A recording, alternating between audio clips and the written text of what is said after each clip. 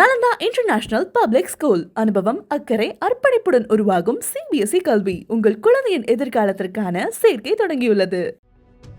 தமிழ் சினிமாவில் குழந்தை நட்சத்திரமாக அறிமுகமாகி முன்னணி நட்சத்திரமாக ஜொலிப்பவர் நடிகர் சிலம்பரசன்.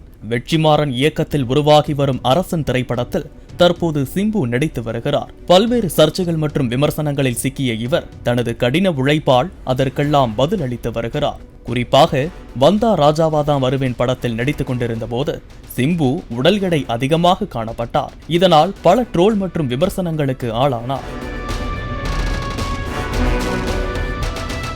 விமர்சனங்களை கண்டு மனம் தளராத சிம்பு தனது அடுத்த படமான ஈஸ்வரன் திரைப்படத்தில் உடல் எடையை குறைத்து பழைய தோற்றத்தில் காணப்பட்டார்.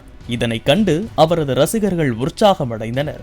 ஒரு வீடியோவில் பேசிய சிம்பு செக்க சிவந்த வானம் படத்தில் தான் நடித்த போது படிக்கட்டில் இருந்து இறங்கி ஓடுவது போல ஷாட் எடுத்தார்கள். அப்போது தன்னால் ஓடக்கூட முடியவில்லை. காரணம் தனது உடல் எடை அதிகமாக இருந்ததாகவும் தன்னால் ஓடக்கூட முடியவில்லையே என நினைத்து அன்று தேம்பி தேம்பி அழுததாகவும் சிம்பு தெரிவித்தார்.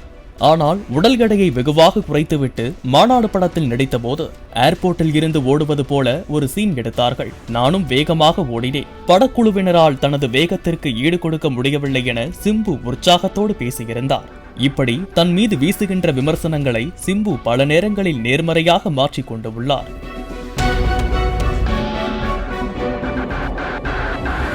தற்போது அரசன் படத்திலும் சிம்பு உடல் எடையை குறைத்து நடித்து வருவதாக கூறப்படுகிறது. இந்நிலையில் நேர்காணல் வீடியோ ஒன்றில் சிம்பு தனது உணவு முறை குறித்து பேசியது வைரலாக பரவி வருகிறது. தனக்கு பிரியாணி தான் பிடித்த உணவு என்றும், ஆனால் தற்போது தான் சைவத்திற்கு மாறிவிட்டதாகவும் அவர் தெரிவித்துள்ளார். அசைவம் சாப்பிட்டால் உடல் மந்தமாகிறது என கூறிய அவர் அதனால் சைவத்துக்கு மாறியதாகவும் தற்போது உடல் லேசாக இருப்பதாக உணர்வதாகவும் தெரிவித்தார். ஒரு குறிப்பிட்ட வயது வரை நாம் எதை வேண்டுமானாலும் சாப்பிடலாம். ஆனால் ஒரு வயதுக்கு பிறகு நாம் கொஞ்சம் கவனத்துடன் இருக்க வேண்டும், இல்லாவிட்டால் வம்புதான் என சிம்பு குறிப்பிட்டார்.